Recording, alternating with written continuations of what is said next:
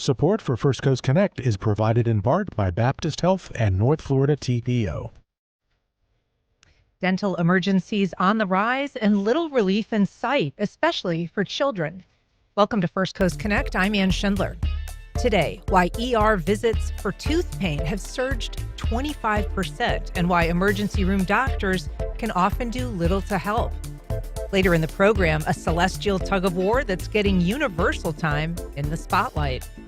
But first, Florida's insurance coverage crisis, Medicaid rollbacks, and new fluoride laws are combining to create a perfect storm of dental emergencies, particularly for children.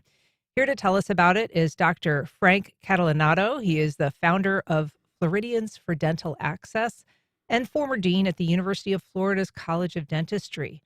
Dr. Catalanotto, thanks for being here. I'm glad to be here. It's a pleasure to meet you. So, first of all, we alluded to it a little bit, but what are we seeing in emergency rooms currently? What's been happening? What's the trend? So what's been happening particularly, and I'll use the period 21 through 24. We're actually waiting for the 25 data, but we've seen a really steep increase over those last 3 or 4 years to the point where in 2024, in Florida alone, we had 146,000 emergency room visits for what we call these preventable dental conditions. In addition, we had about 3,500 admissions to the hospital because that dental infection was life-threatening. Okay. And the financial impact of this is the first thing I should mention.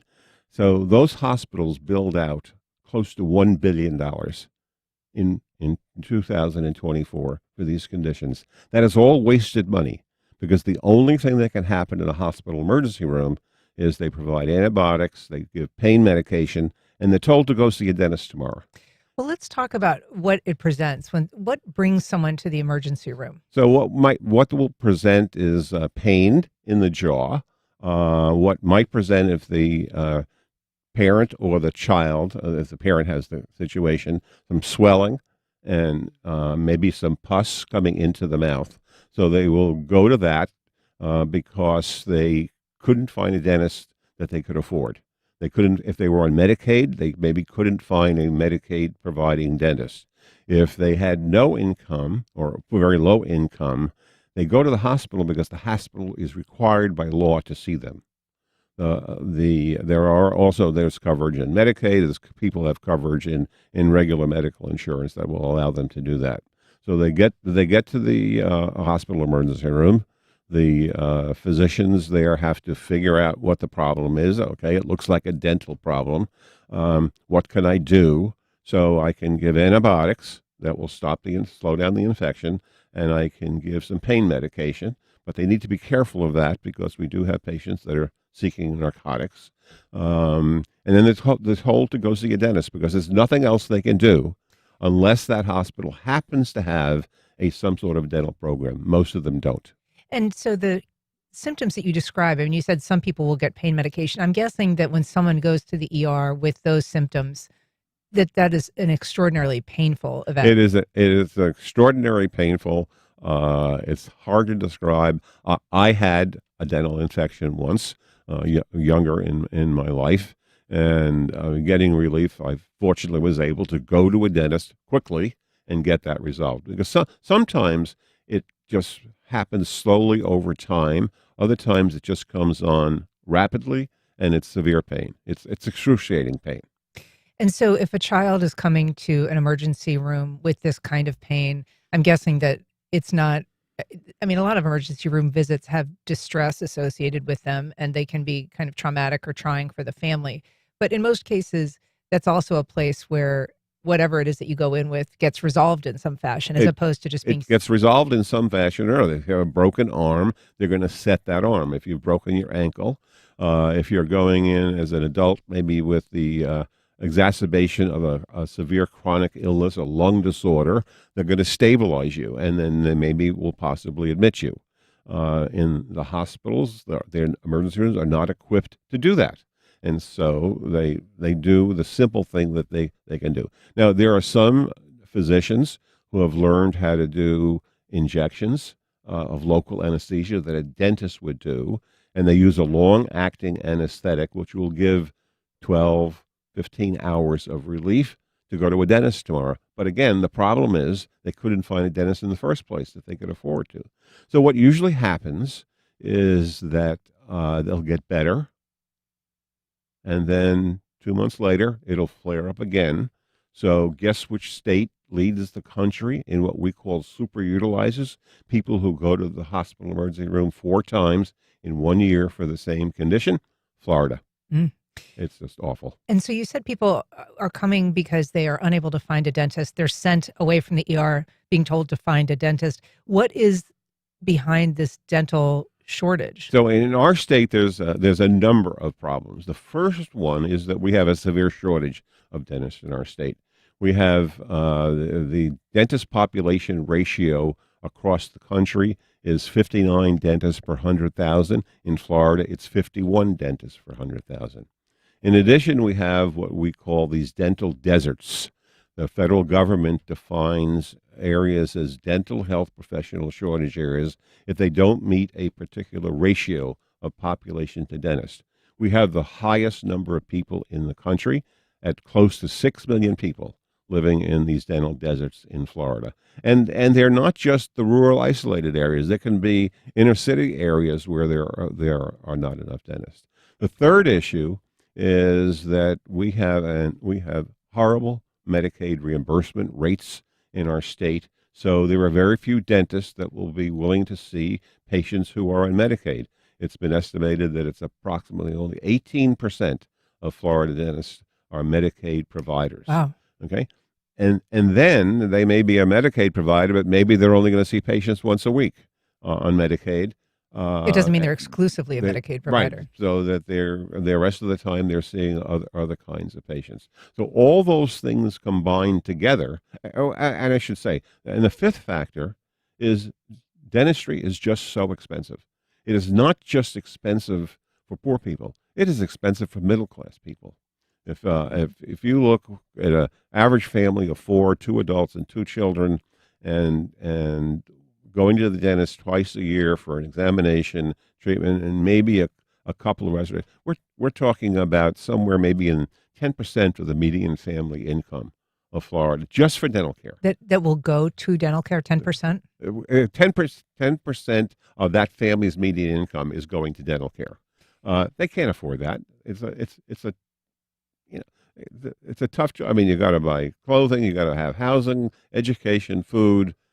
Dental care is lower down on a family's priority list. It's not a bad decision on their part. It's how they prioritize their spending. Sure. And I've seen some research that shows that spending dips at these predictable but kind of poignant times, including back to school and the holidays, when people are prioritizing family spending of a different kind. Oh, for a variety of different factors. And we're a state that economically has a large population of lower income individuals.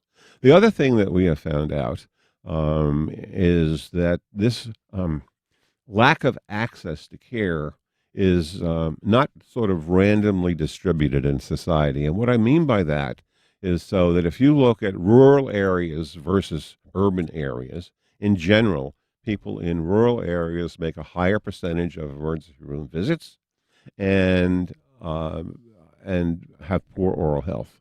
If you look at income, people at the lower income levels have higher visits of more poor health, poor oral health, and more emergency room visits. If you look at this by race, okay, blacks and Hispanics have disproportionately higher rates of visits to the emergency room and poor oral health. And that's documented not just in our data in Florida, but that's documented in national data. The race data is particularly troubling, as you mentioned, because the rates of, for instance, boys who are under the age of 14, and this study looked at kids under 14 in particular, that if they were Black, their rate of going to the ER was about what was really more than double that of white children. Exactly. And also from that same study, I think that's the one by CareQuest Institute for Oral Health, again, on 14 years and under,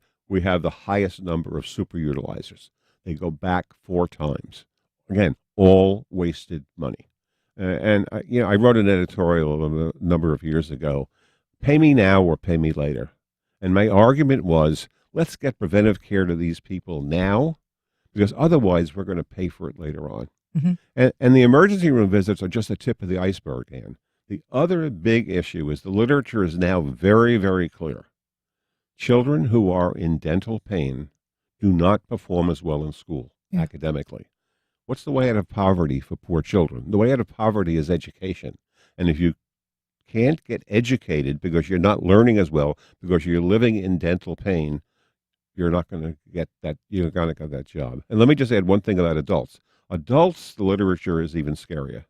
The literature is again now very clear about the relationship between periodontal disease, gum disease in adults, and diabetes and the management of diabetes, cardiovascular disease, low birth weight preterm infants after delivery. So it's costing those people not just their health, but if they're on Medicaid, it's costing Medicaid a lot more to take care of their medical needs. And there's a couple of wonderful studies that have been published the last 20 years, we've seen this literature, but a study out of New York State where they looked at the Medicaid system.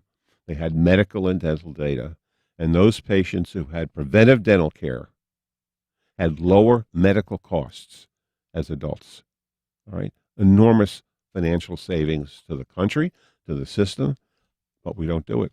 And we talk about these kids coming into the emergency room in incredible pain. These are children, but they can also, aside from the long-term health impacts, they can have issues going forward just with their own development in terms of how their jaw develops, whether they're having, speech impediments, a lot of things that can affect them as younger people. Right. And the other thing, again, there's a lot of literature on emotional impact. So these kids with broken, missing front teeth at an inappropriate age, funny looking kids, social pressure at schools. So again, there's multiple concerns about this. And this is such a widespread problem. I won't name the county, but 10 years ago, we helped one of our graduates who was the dental public health director in a rural county. She wanted to do a surveillance study. What were the problems she was going to face in her public health position? We were there for 3 days. 1 in 5 children was in pain. Not 1 in 5 children had a cavity. 1 in 5 children was actually in pain. Those are awful numbers. That's just absolutely awful. How did these kids learn? If you're just joining us, we are talking about dental emergencies on the rise, particularly in children. If you'd like to join our conversation, you can reach us on air at 904-549-2937, or you can go to firstcoastconnect.org to submit a question or a comment. We've got a call from Michael in San Marco. Good morning, Michael. Go ahead. Good morning. I just wanted to talk about, most people don't know about a place in Boston called the Forsyth Dental Institute, and it was a very wealthy family that built this facility that was dental care for free for every child in the city of Boston. And while it existed, the overall health of the city improved exponentially. And it's documented since the 30s, 40s, 50s it went through. And giving free, full dental care to children can root out so many other problems later in life as well. And it's just such an important part of history that really people need to know about. And also that this should just be free. All children should get free dental care because it can root out so many other problems, diabetes, heart problems, and everything else. Michael, thanks for your comments. We should talk a little bit about Medicaid. Yep. Because it does provide for dental care for children. That's a requirement. That Medicaid dental benefits are required for adults. They're optional. So we have very little adult benefits, children, but it's required for children. And related to Michael's question, I'm very familiar with Forsyth. I actually did my graduate training in pediatric dentistry in Boston and actually spent some time at the Forsyth Institute. So they are currently now running school-based programs across the state of Massachusetts, and it is working. They are keeping these kids healthier. We have some school-based programs in Florida. So my department, for example, at the University of Florida College of Dentistry, we provide school-based care in 30 schools in Alachua County. But we're a dental school. We can afford to do that. Some county health departments will do that. A lot of county health departments, some FQHCs will go And remind us into which an federally qualified community health centers will go into schools and set up programs where they provide preventive services. We're actually providing some fillings, restorative services. And that's why we are pushing, as a partial solution to this problem in Florida, the concept of dental therapists. These are Before we get to that, I do want to ask you, because you're talking about it, and we have an email specific to it. Michael's saying, why not a UF dental facility, including clinic, instead of what has been proposed for the downtown? Locals are, and I believe that means as opposed to the UF graduate campus downtown. It says locals are providing a lot of money for this venture here in Jacksonville, and what we need is more access to dental care, not some pie in the sky as currently promised. So that's sort of specific to UF's expansion in Jacksonville, but it is obviously a question of priorities. Well, it's a priority, but limitations. I mean, we only have 100 dentist students per class. The ones that are doing clinical work are only in their third and fourth year, so that's 200 providers. We can cover Alachua County. We can't cover much more than that. But there are ways to do this. A lot of this work can be done by dental hygienists who are already existing in our state, who are educated to be able to provide lots of preventive services in school systems. But there are some restrictions in our Dental Practice Act in the state of Florida does not allow a dental hygienist to see a patient unless there's a dentist examination at least every 2 years. And this is something that you have worked to change. I mean, this is something that you, from a legislative standpoint, are advocating a change that might help. Right. So what we're advocating for is a proven model.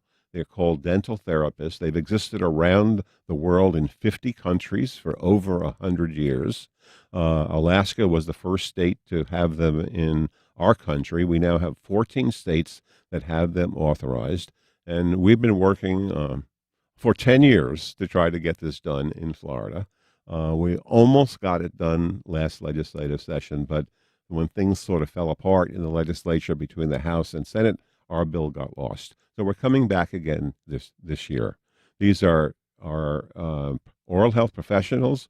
They're trained to the exact same standards of dentists, but they only do a small number of procedures. They What do kind of basic procedures. Extraction? They do fillings, they do preventive procedures, they do limited extractions, so they can extract baby teeth and permanent adult teeth that are so loose you can wiggle them with your finger. 100 years of evidence says that they are safe, they are cost effective, they have produced high quality results, and they work. And so we need to get this in Florida. We've got a call from Tim in Orange Park. Good morning, Tim. Go ahead. Yeah, good morning. Do we anticipate the elimination of fluoride in our water to complicate the issue that we have right now? And Absolutely. Yeah, thank you so much. You know, it's a good question, Tim, and we should just set it up by saying that our Surgeon General, Joseph Ladapo, has been backing the state's pullback from fluoridated water. He talked about it during a press conference in Winter Haven in November 2024. Let's just take a listen and we'll talk about it. In this day and age, with the additional sources of fluoride that people have access to, it is public health malpractice to continue adding fluoride to community water systems that pregnant women and children have access to. Of course, that precipitated the state's full pullback of fluoridated water, became, along with Utah, the first state last year to do so. Yes. It is simply untrue that fluoride in drinking water is unsafe. There is no data. There are no research studies that document this. Okay. There are research studies with weak data that are not properly designed that the anti-fluoridationists can draw upon. But I'm expecting a large increase in caries in children over the next decade because of this. So we should say there was a study that JAMA Pediatrics, the Journal of the American Medical Association Pediatrics, did that found a low IQ associated with excess levels of fluoride. And so they looked at some places in the world where there was heavily fluoridated water, far beyond what the standard is in the United States. Yeah, that is absolutely true. Too much oxygen is not helpful to a person's body. Too much fluoride is not a good thing.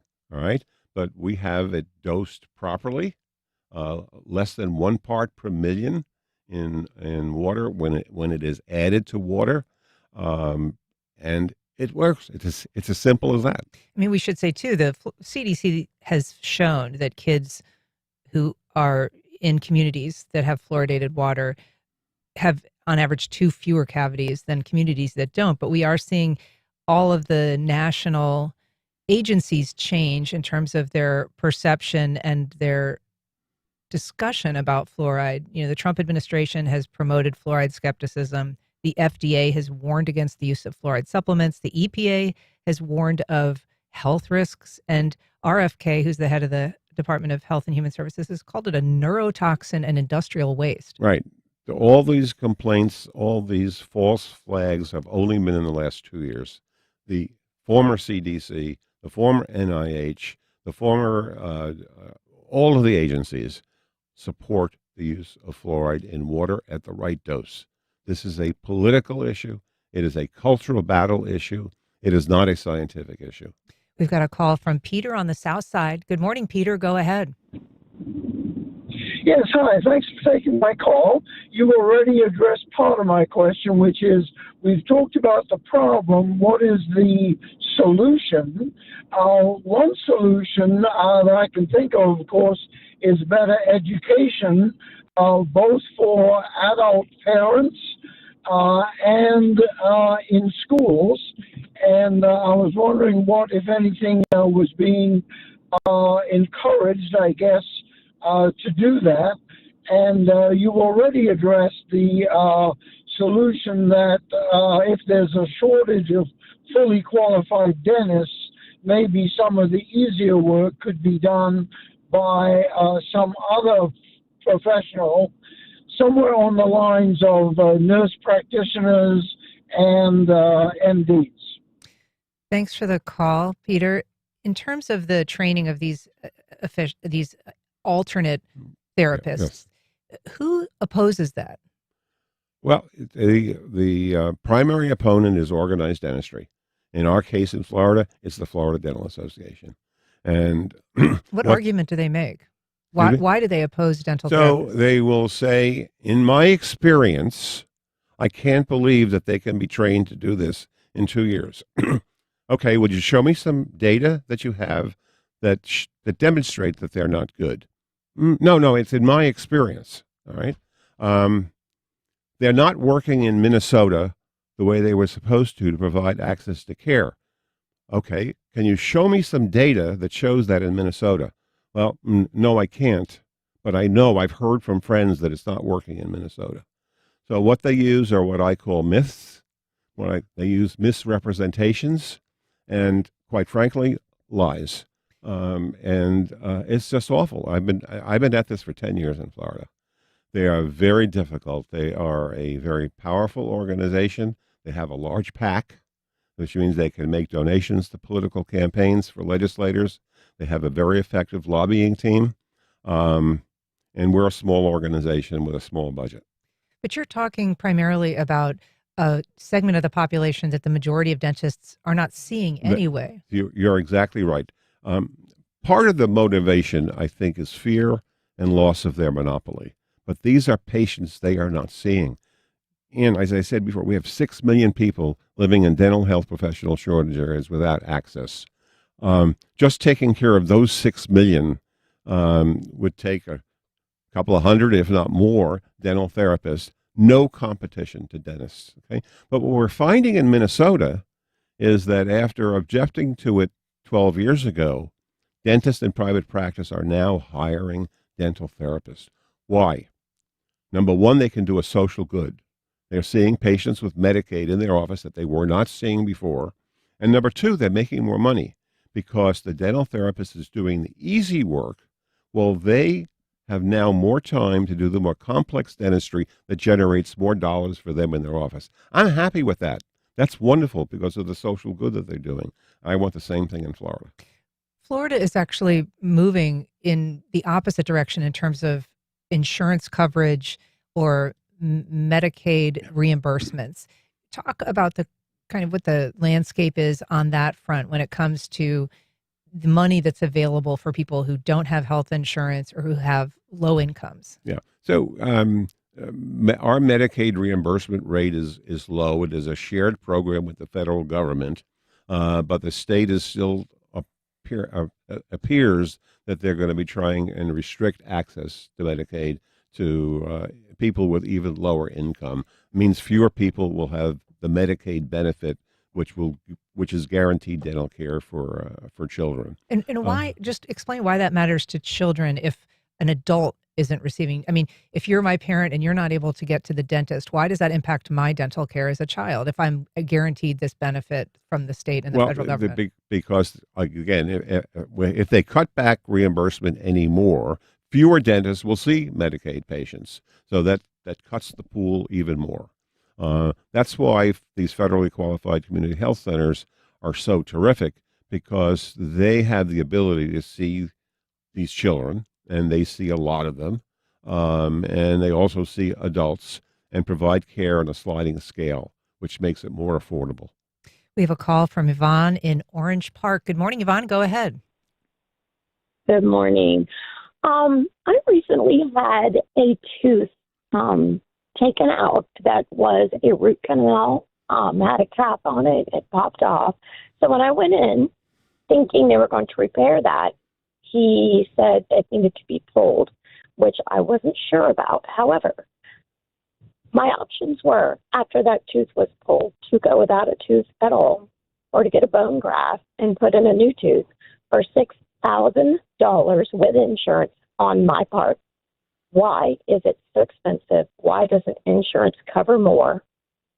And this seems to be the way to go for dentists, whether you have Medicare, Medicaid, or a regular dentist with insurance, to pull a tooth because they make so much more money putting a new tooth back in, which leaves children and people without money without teeth. Yvonne, thanks for sharing your story. So, it is incredibly expensive. Very often, if you're at the counter where you're a dentist and you're paying, there's all of these flyers about credit cards that you can get, and they're no interest for a year. And very often people have to avail themselves of that because they don't have $6,000 in their bank account for a new tooth. So, in one sense, that's another whole story, the scam of getting people to put their dental care on credit. And then there are some of the corporate dental models that emphasize that and get people trapped into that. The difficulty is the extraction was probably necessary. I can only guess that. But there are a variety of solutions. So one solution was the implant that you were offered. That is very expensive. There are lesser expensive solutions. There are partial dentures. There are bridges that could be placed that it would be less expensive than an implant. Implants work, however, and they're a great solution. I have one. And I could fortunately afford it. But I understand the cost issue is awful, and there's no way around it except to go back to one of those earlier questions. We need to do a much better job about public education, about how important this is and how it relates, in particular, lay people do not get this, to your overall medical health. Well, I was going to ask, why do we separate the two? Why do we regard, we've already said that poor dental health can have a range of health impacts over your lifetime that are seemingly unrelated, whether it's diabetes or cardiovascular issues. Why do we separate out dental care as a separate entity as opposed to overall health care or health insurance? It's history. It happened centuries ago. When the original dental schools were not accepted as part of medical schools. In Europe, we had a different situation occur. Dentistry was part of medicine for a number of years, although it's now splitting off into separate professions. We address that as one of the solutions is something we call medical dental integration. There's a lot of that happening right now for example, we placed a dental hygienist in a pediatrician's office. Okay, it works extremely well. The patients are captive. The parent is offered the opportunity while they're there for that well-child visit to the pediatrician. The dental hygienist has a chair right there in the pediatrics clinic, and this has been a successful model. We're expecting it to see in obstetricians clinics, because if you can improve the mom's oral health during that pregnancy, you're going to have improved health outcomes for that birth.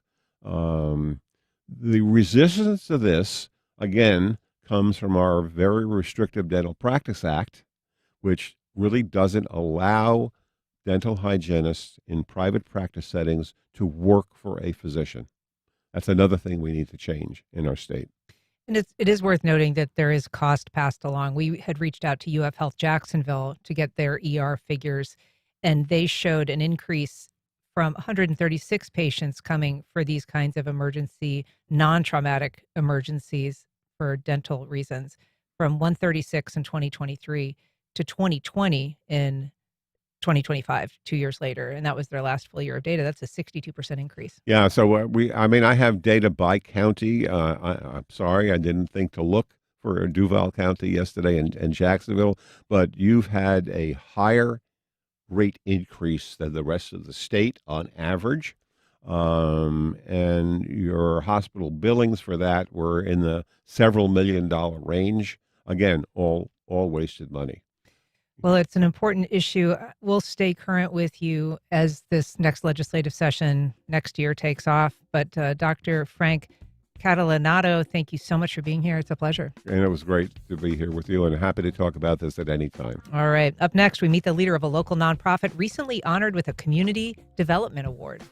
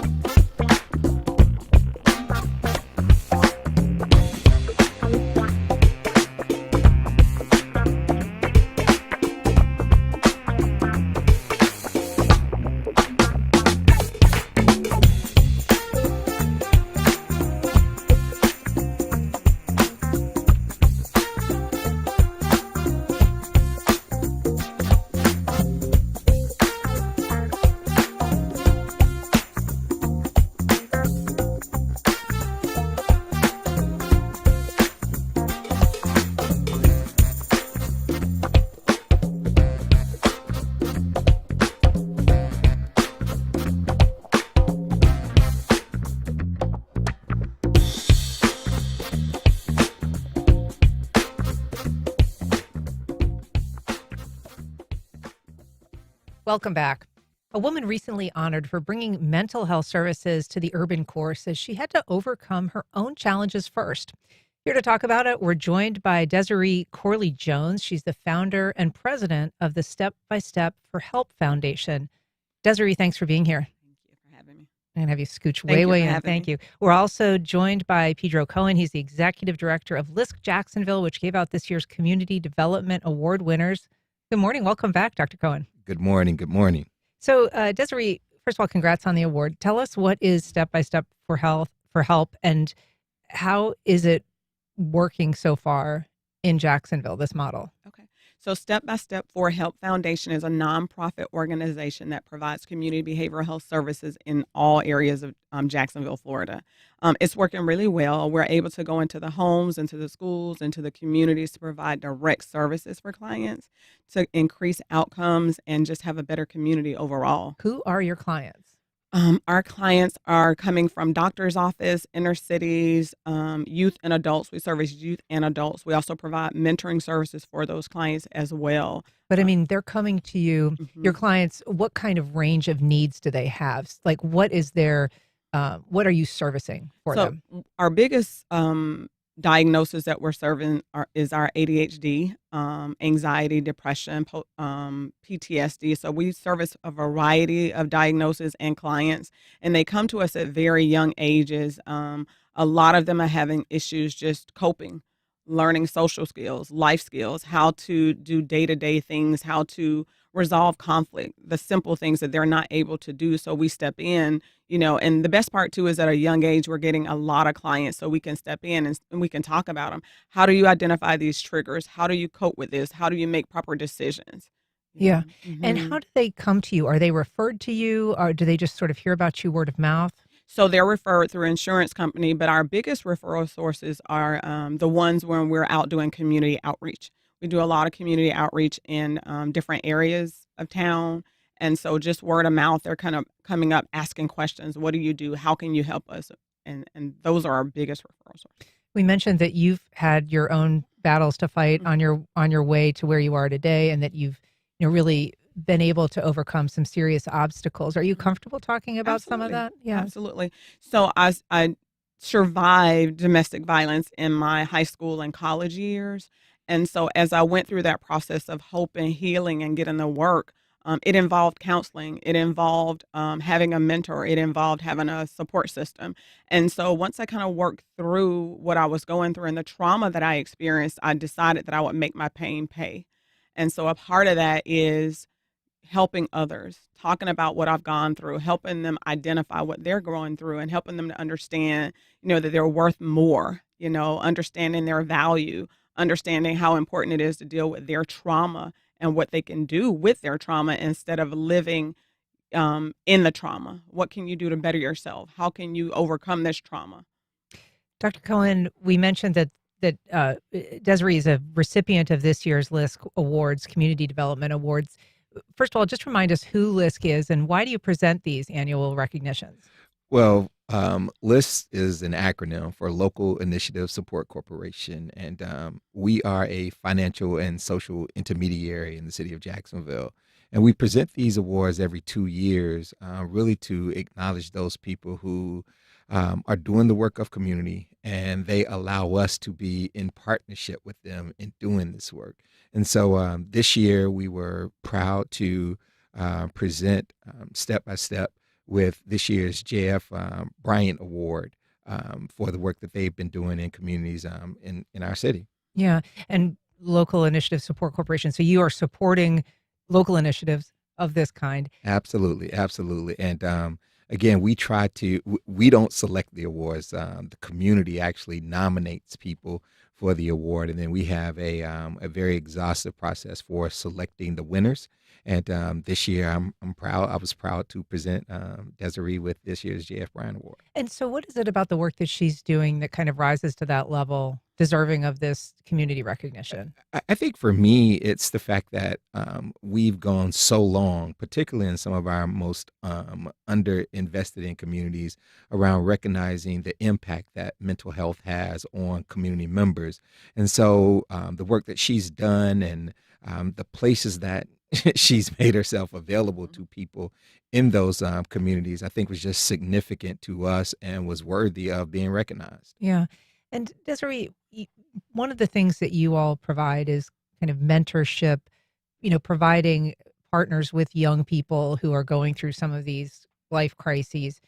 What are some of the things that you've found most helpful to these young people in terms of either space to talk about what they're going through or life skills training or job opportunities?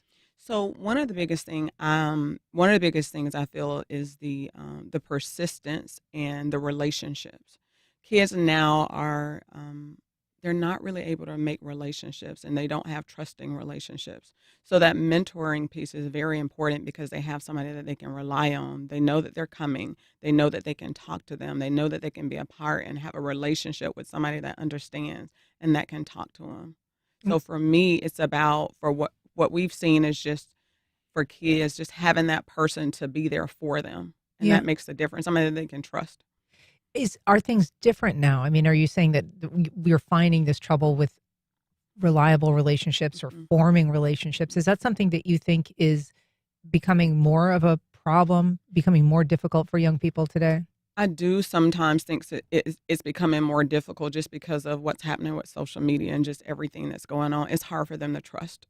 it's hard for them to find that person that they can identify with because they're trying to identify with social media and so many other things that are going on.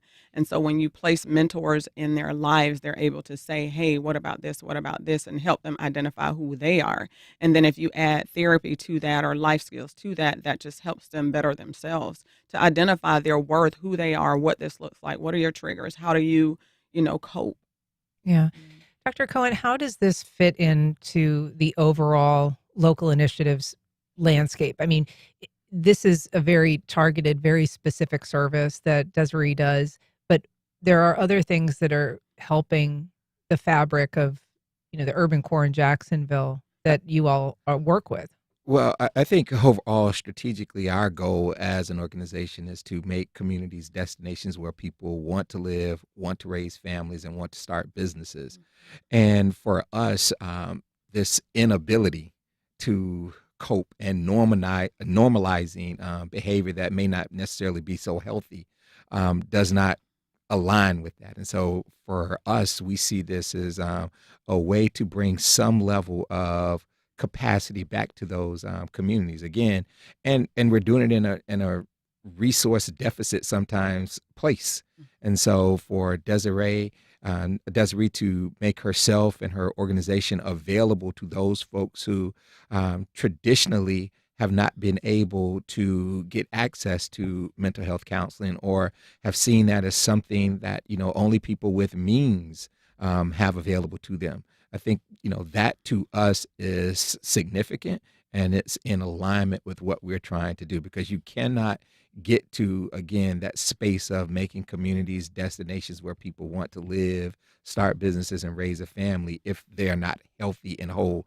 And so this, really for me, aligns with the work that we're trying to do. And some of those other projects that you think are in alignment, I mean, there have been some downtown initiatives that will be recognizable to a lot of people, including, renovating the Barnett Tower, which is something that your agency has been involved with. The KIPP Greenleaf School building downtown. The Jesse. Yes, the Jesse. So all of those things are significant, but they're one-offs. We do our best work in communities where people do. So if you look at communities like historic East Side, you look at communities like Newtown, North Riverside, those are the places where people live. And so we want to see our best work show up in those spaces. Doing work downtown is significant because it makes our overall city a destination. But once people get here, where do they live? And I go back to the work of addressing those things that make people whole. And Desiree and her organization, I'm very proud to align our work with them on making those places where people live actually destinations where people want to be. Desiree, does this recognition change anything for you going forward? No, it just makes us work harder. It makes us work harder. We just launched our mobile health and wellness van.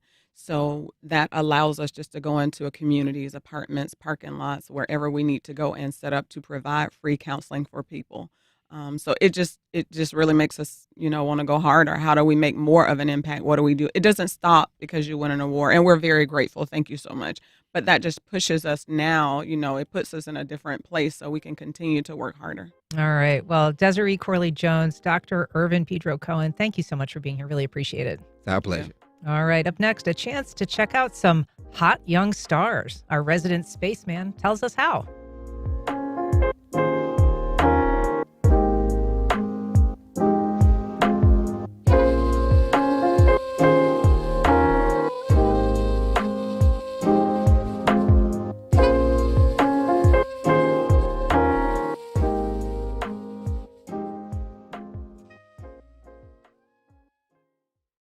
Wolfson Children's Hospital, where generations of families have found hope. Because it's here at Wolfson Children's where answers are found, odds are beaten, and comebacks begin every day. Wolfson Children's, always here. Visit wolfsonchildrens.com. Terrell Hogan Law. I'm Wayne Hogan. Accidents can happen when you least expect it. For decades, our attorneys have dug out the facts to help juries decide who's at fault. More at terrellhoganlaw.com. Riverside Avondale Preservation hosts the 6th Annual Garden Tour, presented by the Tides Group, showcasing a curated journey of outdoor living spaces throughout the historic district on Saturday, May 9th. Tickets and information available at riversideavondale.org. What does public media mean to you? Local news, unforgettable stories, children's programs, or music that moves you? Give today at wjct.org/give. Thank you.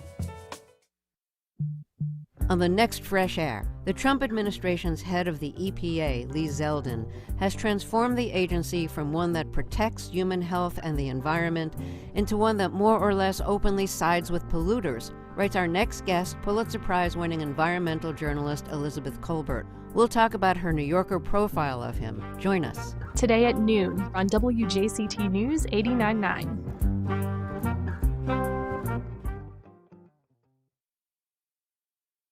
The Make America Healthy Again movement has emerged as a political force on the right. MAHA is a broad coalition of vaccine skeptics, nutritional zealots, and anti-pesticide activists. Many are frustrated with Health Secretary Robert F. Kennedy Jr. for backing away from policies he promised to deliver. What splintering in the MAHA faction means for the GOP.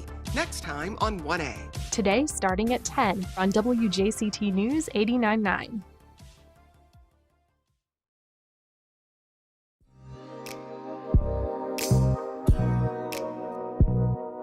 Welcome back. Well, it has been an exciting month with NASA's Artemis 2 completing a 10-day mission around the moon. But things are never dull in outer space, including a group of galaxies that are associated with the constellation Leo, which is overhead these days. Here to talk about all of the excitement, we are joined by Eddie Whistler. He is the director of planetarium and outreach for the Museum of Science and History. Eddie, welcome back. Yay. I'm always happy to be here. We're always happy to have you. And we have not seen you since before this astronaut mission. Kind of a big deal. People in space trying to make missions happen in deep space. Seeing the dark side of the moon. How are people in your community reacting to just kind of this awesome endeavor? Yeah, same kind of excitement, right? Because we're humans, heartbeats up there, not in low Earth orbit, but out exploring and mapping the far side of the moon. Excited for getting to new places on the moon in the upcoming missions as well. So we'll see how it all pans out, because there's some of it that still hasn't been worked out exactly, and we have to see how things work in the next years before plans kind of like finalize in the final stages. There's some stuff going on with spacesuits that may or may not be fully ready, and that might delay. And we want to see who it is that's going to build the human landers that are going to put the humans on the surface of the moon. Whenever you say that, it's still exciting. But so timelines can be adjusted based on, there's so many things that have to go just right. And so as those pieces start to fall, then timelines will solidify more. Right? Have we learned something already valuable from this mission, or how long does it take for those things to kind of roll out scientifically for us to glean everything that they've learned? Yeah. So I think that's a really good question, especially about like impact on radiation on the spacecraft and whatnot is something that they were really looking closely on. The big thing is taking something like the Orion spacecraft and rendezvous and docking for Artemis 3. And so Artemis 2 went to the moon, flew around the backside, mapped the surface, kept track of, living on this spacecraft for a long duration out in space. But Artemis 3 is actually in low Earth orbit, where we're going to work on docking and meeting up with another spacecraft that will land us on the surface for Artemis 4. At least that's the plan now, and things can change. So we'll be looking to the skies for that in the future. But if we're looking to the skies currently, there is the Leo constellation that is above us, but there's something, galaxies associated with this. Yeah, speaking of rendezvousing and docking, we have directly overhead these days. This is not an X-rated conversation, but this is not a what? X-rated conversation. No, not at all, not at all. But merging, right? Merging galaxies. So there was a close interaction between two galaxies in the Leo triplet, which is made up of three galaxies that are all kind of gravitationally dancing with one another. And about 800 million years ago, there's a close interaction that just pulled out a long tail of stars and gas from one of these two major galaxies that are in this interacting galactic, I don't know which, do-si-do. I mean, they're kind of having almost like a tug of war over stars, right? They're stripping stars from each other's galaxies. Then you create these rogue stars that don't necessarily belong to any galaxy. Yes, and I think it's really important to keep a focus on the timeline that we're talking about. These are mergers and incidents and interactions that take place gravitationally over the course of billions of years. Okay. So you and I can wait our many decades if we wanted to, and then look back in on the Leo triplet, and it will look like exactly 0 things have happened, because these are things that are carrying out over the course of long periods of time.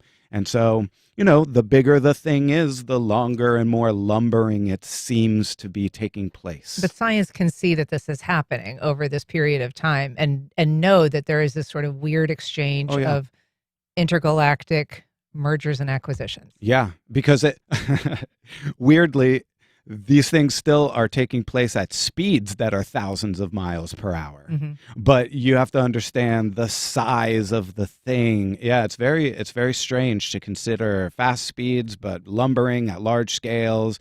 These are the kinds of, you have to jump in and out of everyday normal scaling when you're thinking about these events, for sure. So these are the galaxies that lie behind Leo, but if we're just straight up wanting to look at Leo, where do we look? What are we looking for? Yeah, so it's weird to describe. So the best way to just find Leo, there's a backward question mark, and it's almost directly overhead. And if you find the backward question mark, you are looking at the head of the lion, and then the body stretches out more to the left. If you're facing south and looking up, it'll be off to the left. Eddie Whistler, we love to talk to you. He is the planetarium director at MOSH. He is keeping us current as the MOSH moves across the river. Eddie, thanks for coming on today. Appreciate it. You're so welcome. It's my favorite thing. All right. And that's our program. Thanks for listening. Thanks to everybody who called and emailed today. First Coast Connect is produced by Stacey Bennett. Our associate producer is Isabella Casapow. Our show is directed by Brady Corum, and our theme music is performed by Club de Belugas. Join us tomorrow when we sit down with the coach and players of the Sporting Jacks women's soccer team as they head to the playoffs in their first season with the Super League. I'm Ann Schindler. You've been listening to First Coast Connect on WJCT News 89.9.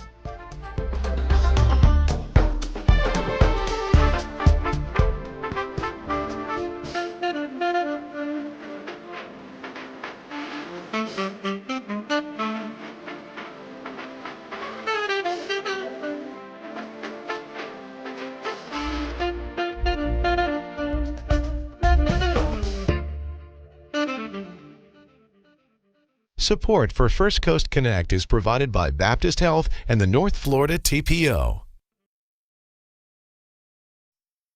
The North Florida TPO is dedicated to transportation planning, funding, clean fuels, and new technologies for a vibrant, resilient, and connected region. More information available at northfloridatpo.com. Baptist Health is a proud supporter of First Coast Connect. Baptist Health, committed to building a healthier community for all of us. More info at 202-4YOU or baptistjacks.com. Alchemy Yoga and Wellness, opening this summer in Ortega, offers a balanced approach to movement and recovery. Services include yoga, infrared sauna, cold plunge, massage, and facials in one location. More information at alchemyjacks.yoga.